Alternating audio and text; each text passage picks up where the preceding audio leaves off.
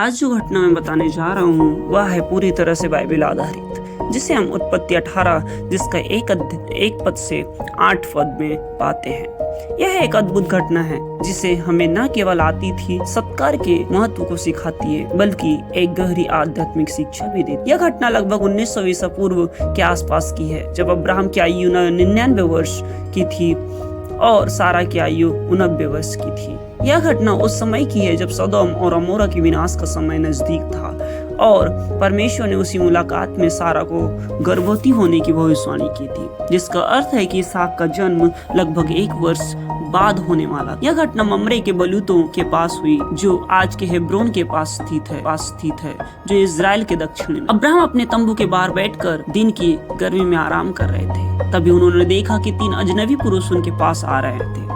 यह एक सामान्य घटना नहीं थी बल्कि एक अद्भुत अनुभव था। अब्राहम बिना देरी किए दौड़े और उन पुरुषों का स्वागत किया।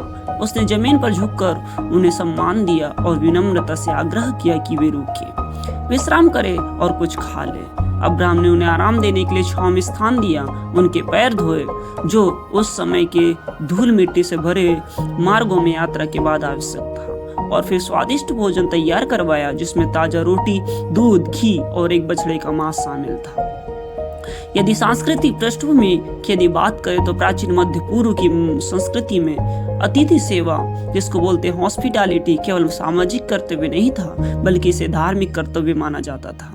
अतिथि को सम्मान देना एक ईश्वरीय आदेश था। यह माना जाता था कि जब आप अतिथि का स्वागत करते हैं तो आप ईश्वर के प्रतिनिधि का स्वागत कर रहे होते हैं। ऐसे समय में जब सराय या होटल जैसी कोई व्यवस्था नहीं थी, यात्री पूरी तरह से मेजबानों की दया पर निर्भर होते थे।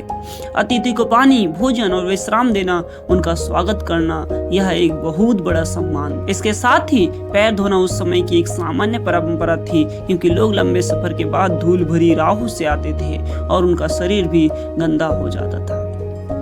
अब्राहम का विनम्र व्यवहार यह दिखाता है कि केवल सामान्य लोग नहीं बल्कि परमेश्वर के भेजे हुए दूतों को भी सबसे अच्छा आतिथ्य देना चाहिए। यह घटना हमें यह सिखाती है कि दयालुता और अतिथि सत्कार सिर्फ शिष्टाचार नहीं बल्कि ईश्वर की सेवा का एक तरीका है। जैसे इब्रानियों 13:2 में लिखा है, परदेशियों की पहुनाई करने में ना भूलो, क्योंकि इससे कितनों ने अनजानों में स्वर्गदूतों की पहुनाई की है। यह वचन सीधा इस घटना की ओर इशारा करता है। जब हम दूसरों की सेवा करते हैं तो हम परमेश्वर की सेवा कर रहे होते हैं। अब्राहम की मेहमान नवाजी उसके विश्वास और भक्ति की गहराई को दर्शाती है। यही कारण था कि परमेश्वर ने अब्राहम से कहा, सारा अगले वर्ष एक पुत्र को जन्म देगी, जो बाद में इसहाक के रूप में हुआ। क्या आप भी मेहमान नवाजी आज भी करना चाहते हैं? यह एक संस्कृति है, हमें आज भी करना चाहिए।